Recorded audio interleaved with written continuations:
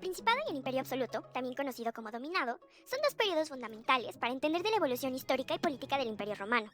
Bienvenidos, nosotras somos el equipo 12 y en este video realizaremos un análisis comparativo de estos dos periodos de la historia romana, a partir de los siguientes puntos. Primero, la periodización político-jurídica, después, la organización política de cada periodo, posteriormente, las fuentes del derecho y finalmente, la jurisprudencia. Comencemos. Comencemos con la periodización político-jurídica. Por un lado, hablaremos de la periodización política del Principado y por el otro, la del Dominado. Primero, el periodo que comprende el Principado va desde el 27 a.C. hasta el 284 después de Cristo, mientras que el Imperio Absoluto va desde el 285 hasta el 476. Ahora bien, en cuanto a la periodización jurídica, estos dos periodos comprenden la ubicación temporal del derecho clásico en su etapa alta, desde el 27 a.C. hasta el 130 después de Cristo, y la etapa conclusiva desde el año 131. Aquí es de suma importancia mencionar con quién inició el Principado. Remontémonos al año 27 después de Cristo. Octavio recibió el nombre de Augusto, y con su llegada al poder se produjo una transición desde el modelo de gobierno republicano al del Imperio Romano. Si bien Octavio sostuvo que su intención era el de restaurar la República Romana, el verdadero impacto de su mandato se fundó en que concentró los cargos en su persona, el imperator. Y en resultado, él fue el primero de muchísimos emperadores romanos. Eso sí, tras Octavio Augusto, vino un periodo de prosperidad para Roma, que hoy conocemos como el Alto Imperio Romano. Este fue gobernado por 4 dinastías de emperadores. Así pues, comencemos un breve repaso a las dinastías. Primero, la dinastía Julio-Claudia. El primer emperador de esta dinastía fue el ya mencionado Octavio Augusto. Para muchos, el más dotado para gobernar el imperio. Sin embargo, sus reformas hicieron posible que el imperio pudiera subsistir, a pesar de que el sistema dinástico hereditario supusiera la llegada de emperadores nada preparados. Prueba de ello es que esta dinastía concluyó con un periodo de crisis y luego una guerra civil por el poder. En esta dinastía están emperadores como ya mencionamos, Octavio Augusto, Tiberio, Calígula, Claudio y Nerón. Ahora, repasemos la dinastía Flavia. Tras la muerte de Nerón, se produjo el periodo conocido como Año de los 4 Emperadores. Déjenme explicarles. Esta época fue conformada primero por Galba y luego Otón. Después de su muerte, llegó Vitelio, que se enfrentó con Vespasiano, y finalmente Vespasiano venció a Vitelio y dio inicio a la dinastía Flavia. Esta dinastía es sobresaliente desde la perspectiva administrativa y la constructiva, pues fue capaz de mantener las fronteras de Roma y otorgar derechos a sus ciudadanos. Esta dinastía está conformada por Vespasiano, Tito y Domiciano.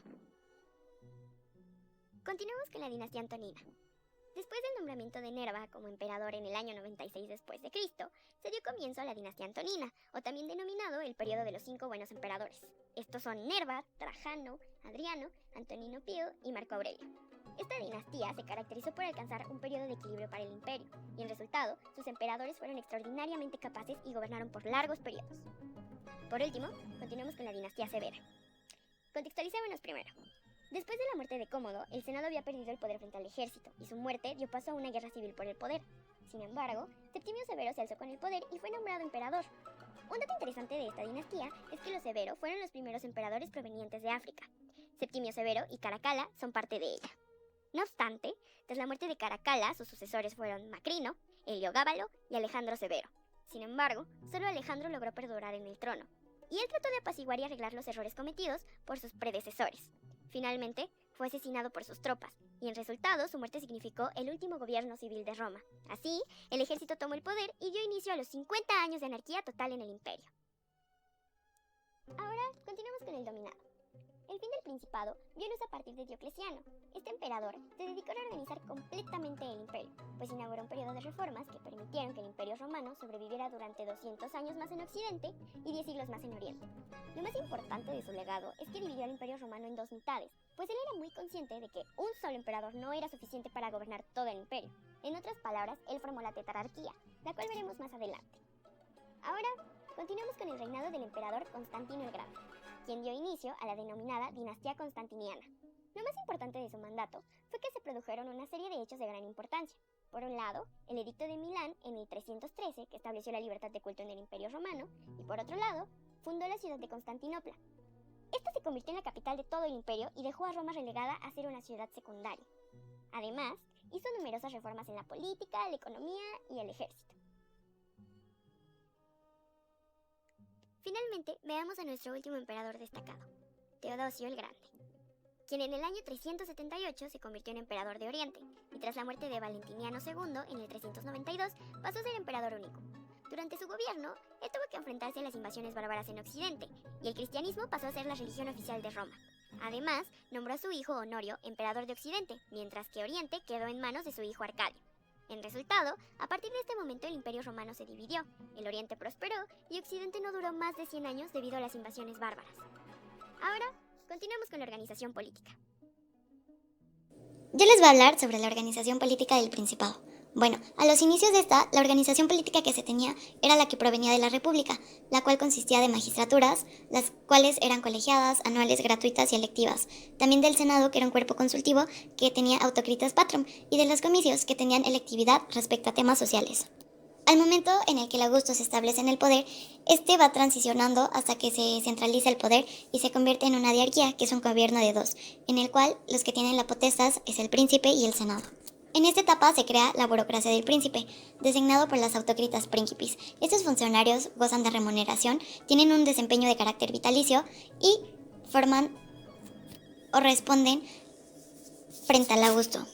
El princeps es el primer ciudadano de Roma en todos los cargos públicos con carácter vitalicio. Esto quiere decir que el príncipe es el primero entre los magistrados, entre el senado y entre los comicios.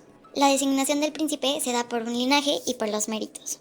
La burocracia del príncipe consiste en legati Augusti, que es el pretor en frente de las legiones, el prefectus urbi, que es la representación del príncipe en su ausencia, el prefectus pretorio, el encargado de la Guardia Nacional, los asuntos civiles y criminales, prefectus vigilium, que es funge la función de un policía, prefectus anonae, que es el encargado de la distribución del trigo, prefectus Aegypti, el delegado del príncipe para el gobierno de Egipto, el Senado, el cual se le da potestas. Como lo mencionamos anteriormente, en la República el Senado tenía o consistía de autocritas patrum, y en estos momentos al Senado se le da potestas. Esto quiere decir que tiene una facultad, un poder legislativo. Y los comicios, los cuales queda abolida su función a partir de la Lex Imperium Vespasiani, que cede sus facultades a la clase senatorial. Ahora hablaremos sobre la organización política del dominado. En esta etapa el poder se centraliza en el príncipe, el emperador y su burocracia, los cuales son los únicos que tienen la potestas en lo político, militar, legislativo y judicial, mientras que otras instituciones, como los consulados y el senado, toman un carácter administrativo. Y también intervienen en las ceremonias de sucesión de emperadores. A finales del siglo III, el imperio era bastante extenso en territorio, por lo que demandó una división en el imperio. A finales del siglo III, ya que el imperio era bastante extenso en territorio, demandó una división, a lo que dio lugar al imperio de Oriente y de Occidente. El imperio de Occidente, con el emperador Diocleciano, del 284 al 305 después de Cristo, se basó en un régimen de tetrarquía o gobierno de los dos Augustos, con respectivos sucesores y césares para cada una de las partes. El imperio de Oriente, con Constantino I, del 306 al 377 después de Cristo, se basó y se unificó un imperio bajo una monarquía hereditaria con semejanzas a la cultura oriental. Hubo una reforma religiosa en la cual el emperador se reconoció como protector de la Iglesia ortodoxa y tuvo potestad temporal y espiritual. El imperio bizantino y las funciones subordinadas al emperador fueron los magister officiarum, encargados de la oficia o de todos los cargos del imperio. También se encargaban de informar al emperador de las actividades de los súbditos y funcionarios. El eparca de Constantinopla era el responsable de la economía, el orden y el aprovisionamiento de la ciudad. El cuestor sacri palati era la seguridad del emperador. También tenía la atención de asuntos judiciales, la presentación de proyectos legislativos y refrendo de los decretos imperiales. El praepositus sacri cubiculi, también conocido como Gran Chambelán, fue el funcionario más importante del imperio y el brazo derecho del emperador. El Sacro Cubiculum fue el administrador de la Casa Imperial y en particular de la Cámara Imperial. El Sacrum Consistorium del Concilium Principis fue el cuerpo consultivo y encargado de justificar los deseos imperiales. El Senado, en esta parte, perdió la fuerza como cuerpo consultivo y legislativo. Esto quiere decir que perdió las autocritas patrum y las potestas, y fungió como la oratio principis o retórica imperial.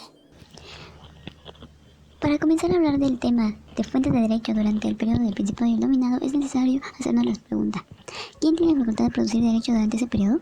O bien, ¿quién tiene la potestad?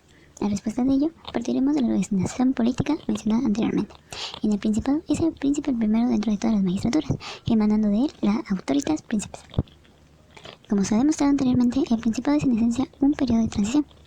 Por ello, las fuentes de derecho cambian y pueden clasificarse en tres: leyes datas, Senado, consultos y jurisprudencia. Las primeras son resultado del traspaso de protestas por parte de las asambleas populares hacia el príncipe, gracias a la Lex Imperium Vespasiani, siendo esta la última ley emitida por las asambleas y dando a la par su desaparición. Por otro lado encontramos los Senado-consultos, que son las respuestas emitidas por el Senado. Al inicio del Principado, este cuerpo era portador de potestas, sin embargo, con la transición se vuelve un cuerpo meramente de protocolo. El proceso de creación de estos nuevos decretos jurídicos parten de la iniciativa del príncipe y son enviados al Senado para su aprobación. Sin embargo, el Senado tenía tendencia a favorecer y acatar todo lo proveniente del príncipe.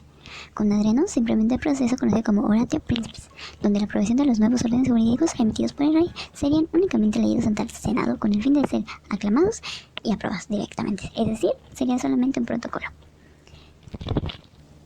Por su parte, durante el dominado, el derecho tenía una tendencia a fijarse, es decir, era un derecho escrito, además de encontrarse con una vulgarización debido a la concesión de la ciudadanía a los habitantes libres del imperio. En este periodo encontramos como fuentes formales a las constituciones imperiales, las cuales implicaban un nuevo derecho y dejaban atrás la división entre derecho civil y derecho honorario. Dentro de esas constituciones imperiales estaba edicta. Su antecedente son las leyes datas. Esas eran dirigidas directamente a un determinado sector de la población o, dicho de otra manera, eran con un destinatario general, sanciones pragmáticas o decreta.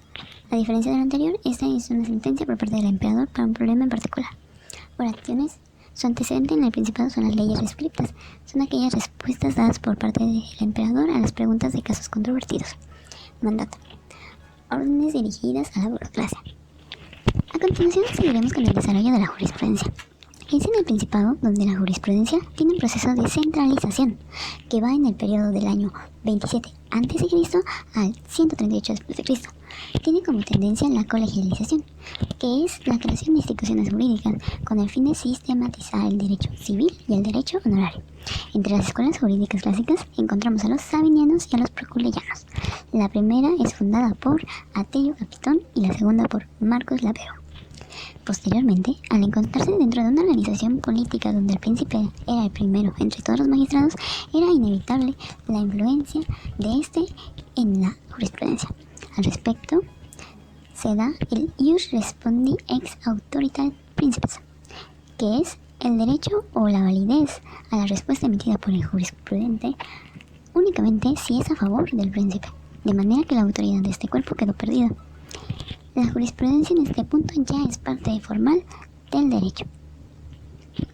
Finalmente, la jurisprudencia durante el Principado termina en una burocratización, que es la añadición de esos jurisprudentes al Concilium Príncipes, donde se destacan como últimos juristas clásicos Papiniano, Paulo, Ulpiano, Modestino, entre otros.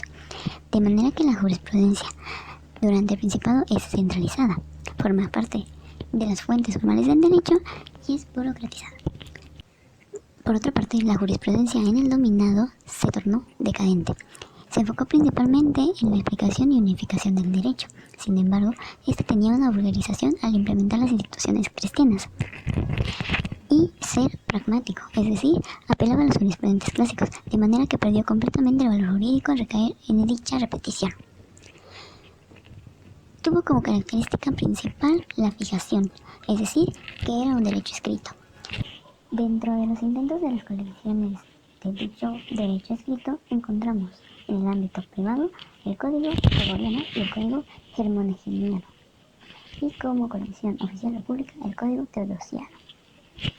La importancia de conocer esos periodos y cada una de sus características se remonta desde la antigüedad hasta nuestros días. Por ello, el equipo 12 les agradece a todos por su atención, esperando que todos tengan un excelente día.